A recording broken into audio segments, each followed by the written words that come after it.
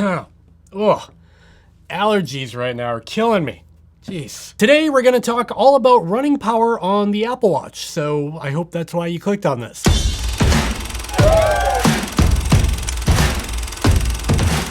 Hey everybody, welcome back to my channel. I'm Dave from Chase to Summit, and today we're going to be taking a deep dive on the brand new Apple Watch OS9 software, and specifically talking about the running power metric that's been added to the Apple Watch in this big firmware update. If you haven't been paying attention, I posted a video like 2 weeks ago about the Apple Watch OS9 update. Right now I have it in its beta form on this Apple Watch Series 7, and I've been testing it for a couple of weeks now. In that video I posted a couple of weeks ago, I didn't have the actual software yet. I could only talk about all of the new features, but now I've actually got it on this Apple Watch. I've gone out on a bunch of different runs with it, and I've been able to compare it with a bunch of other devices, and that's basically what we're going to talk about in this video today. Before we dive in though, if you found this video helpful or fun or entertaining or anything, make sure you give me a big old thumbs up and subscribe to my channel down below, because that really helps me out. Also, if you're interested in picking up the Apple Watch Series 7 I have here, or any of the other watches I show off in this video,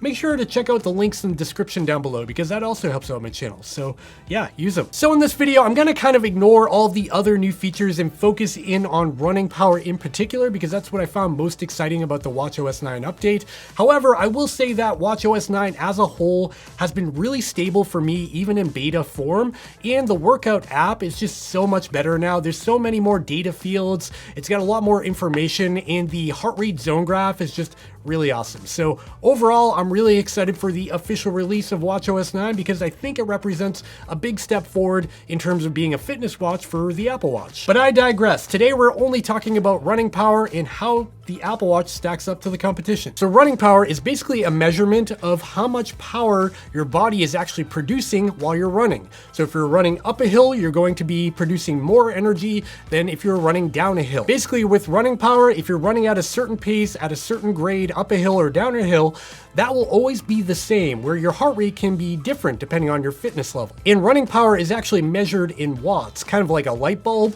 And this whole measurement scheme kind of came from cycling, because they've had cycling power around for a while now. Okay, so now that we know what running power actually is, let's talk about the Apple Watch in particular and the OS 9 update. In the Apple Watch OS 9 update, obviously in the workout app that's built into the watch, you can now collect running power from the wrist itself. This is different than some other watches that actually need a sensor like the Stryd pod to collect this metric. It's purely picking this up from the movement of your wrist using the sensors inside the watch. So when you go for a run, there's a whole new data page on the Apple Watch that displays running power. It shows your average power, your current power, and a graph of your power throughout your run. It's actually a really cool data page with a lot of useful information. And then after your run, all of that data is exported over to Apple Health in their cloud ecosystem, and that's where it's stored. Now this is where it became kind of confusing for me. Initially, I've used a few apps, like an app called RunGap and HealthFit, to export my runs from the Apple Watch in order to analyze them in the tool that I use on my computer, or to bring them over to something like Strava. Now, because this is a beta feature, it's really early days for this. Unfortunately, those third-party apps that allow you to export your activities aren't updated yet for running power. So when I was exporting my runs, I was not getting running power, and it was super frustrating. Fortunately, I was able to get in touch with the developer of HealthFit, which is an app for your iPhone, and they actually sent me over a beta version of their software, which does support running power. So I was able to export all the information to be able to look at it on the laptop, and that's what we're gonna do now. So yeah, quick shout out to HealthFit for providing that beta app for me. Without them, I wouldn't be able to make this video. So very helpful. Go check out their app. I'll actually link in the description down below. I'm not sponsored by them or anything. I just think it's a really useful app, and I think it's only like $5 one time and you're good to go. So check it out. Okay, so this is gonna get a little bit confusing and a little bit dense, so try to stick with me as we go through all of these numbers. So what we're looking at here is a 3-mile run, about a 5K, and I went out while wearing 5 different devices. Yes, that is a lot of watches and things to be wearing for a run, but I did it for science. Okay, so here we're looking at a graph of all the different devices and their running power metrics. And first up, we've got the Garmin Forerunner 955 that I'm actually wearing right now. And I had this paired to the HRM Pro chest strap, and you actually need the chest strap with the Garmin in order to collect running running power because the watch itself doesn't do it by itself. You need the accessory as well. And the 955 is the green color in this graph. Next up in blue, we have the Polar Pacer Pro, which is another GPS multi-sport watch. This does also collect running power from the wrist with no extra sensors. Right below that, in a sort of forest green color, we've got the Apple Watch Series 7 with the OS9 update, so I am collecting running power. And below the Apple Watch in orange, we have the Stryd Pod. And finally, in red, we have the COROS Pace 2, which again does collect running power from the wrist, which is really impressive because this thing is just 200 bucks. Okay, and as you can see, there is a wide spread of values here as I scroll across the graph. You can see that Garmin is consistently very high, reading about 330, 360 watts, where the COROS Pace 2 is the lowest values, but they're all kind of lumped together there. And that brings up the first point about running power, is that this metric is not standardized. So every company is doing this different in their own way. You can see that Garmin typically runs a little bit high at 330 watts or whatever, but they're always the highest of the bunch, where the Polar watches are generally in the middle, and then COROS, Stryd, and in this case Apple, all seem to be somewhere in the realm of being the same below that. This doesn't mean that any sensor is more accurate than the other, it just means that they're different because no one's set up a standard, there's no standard to follow, there's no calibration techniques or anything like that. They're all different. And I think as running power evolves and we see more brands adopt it, there will be a standard eventually that they'll all follow, but for now, it's kind of the Wild West, unfortunately. However, even though there's no standard, it doesn't mean that the information is useful. Even if the Garmin is running very high, as long as that number is consistent and you can use it as a baseline of knowing your effort level at that certain wattage, it's still something that's very useful in training. You will only run into issues if you start to use different brands, because if you use something like a Stryd Pod, and then you go for a run with your Garmin with the HRM Pro chest strap, you're gonna get two very different power values, and if you're training for something and trying to use that information for training, it's gonna be very confusing. With all that being said, let's dive into this particular run and take a look at all the data to see what it tells us. So like I said, this was a 3-mile run. It was a pretty casual effort. I wasn't trying to kill myself, and I did walk in a few spots in order to see what happens to the sensors if I start walking. So you can see here at the beginning of the run, when I start moving, everything spikes up because I went to a straight run from basically standing still. And you can see the interesting thing here is that the COROS, the Apple Watch, and the Stryd Pod are all pretty close to each other, where the Polar Pacer Pro and the 955 with the HRM Pro are much higher. So I'm gonna go ahead and zoom in on an area where I stopped to walk, and we can see what happens to all the devices. You can see here, there's this area where I think I was crossing a street or something like that, and all of the devices do pick it up, but you'll notice something weird with the Apple Watch. You see a straight line there, and again, I start moving again, everything's picking up. The Apple Watch is showing 216 watts, the Stryd Pod is showing 216 watts, the COROS Pace 2 is showing 220 watts, so they're all pretty similar there. However, when I start to walk again, you're gonna see that the Apple Watch produces a straight line. And the reason why it's doing this is because it's recording 0 in terms of running power.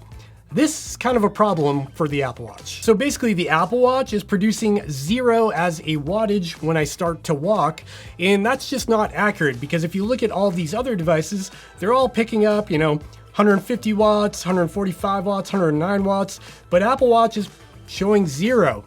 Unfortunately, even when you're walking, you're still producing power, so the fact that Apple Watch isn't recording anything here is kind of a bummer. And again, when I start to run, you can see that all of them ramp up evenly. However, the trend lines are a little bit different. So you can see that on the Garmin and the Polar, there's a spike at the beginning, and then it dips down a little bit, and it starts to go back up, and then it falls off a plateau when I start to walk again. But you can see down below, the COROS Pace 2 is a little late on the initial spike. The Apple Watch Series 7 seems to pick up the spike just like the Polar Pacer Pro and the 955. And then the COROS Pace 2 has a secondary spike kind of later on here that just doesn't seem like it matches up with the other tracks. But yeah, I'm kind of splitting hairs here. They're all pretty similar. And again, if I zoom in on this section where I start to walk, this is a pretty big area where I'm walking. You can see that most of the devices do pick up running power. Here, I think I was standing still, so they're not reporting anything. However, again, the Apple Watch is drawing a straight line to the next point because there's no power being recorded here. I'm gonna go ahead and zoom in on the last segment of this run and we can take another look.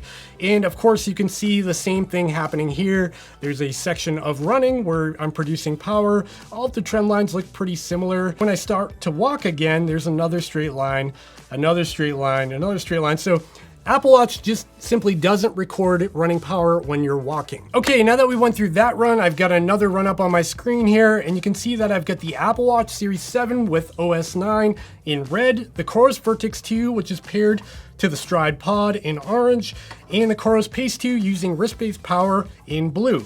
And again, we're seeing a very similar trend. When I'm moving, we get pretty consistent results. However, the Apple Watch does tend to agree a little less on this run than the last run.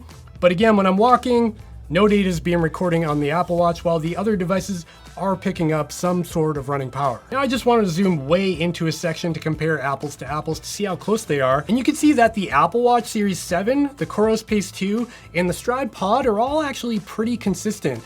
And the cool thing about this is that if you had an Apple Watch and you also owned a Stryd Pod, you could potentially use the Stryd Pod for certain runs, but maybe if you're traveling and forgot the Stryd Pod, you could still use the Apple Watch to collect that data because it is pretty darn similar in most situations. Okay, so what is the takeaway on Apple Watch OS 9 and the running power metric? Well, I think it is a very useful tool. However, there is a downside with the Apple Watch in that it just doesn't record running power when you're walking.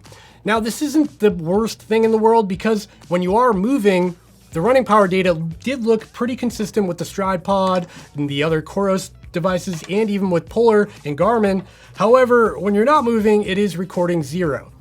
Where this matters is when you get to the end of your run and you're looking at your average power or max and min power, all of those metrics, max and min and average, are going to be screwed up because you're recording 0 when you're not moving. That's not to say that I think this metric is totally useless. I do think it's going to be really valuable for a lot of people, but I am hoping that because this is in beta and they're still working on it, by the time this comes out to a production watch and it's rolled out to everybody, to everyone's Apple Watches, that they do fix this. At the end of the day though, I am really happy that Apple made this move and they're including a bunch of new metrics in the workout app on the Apple Watch, like ground contact time and vertical oscillation and running power. And those are other things I didn't even talk about in this video, but it's all very exciting because it does mean that they recognize that people are using this in a really intense running and training capacity, and they're finally giving people the tools to do this without having to download third-party apps or buy third-party accessories like a Stryd Pod. So that's really it for this video. This is just a quick video to show you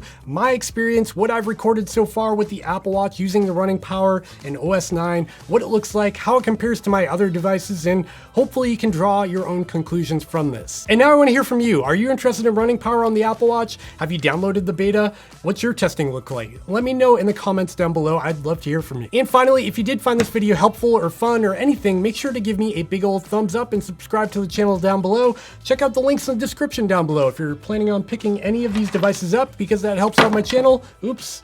And I'll see you in the next one. Bye.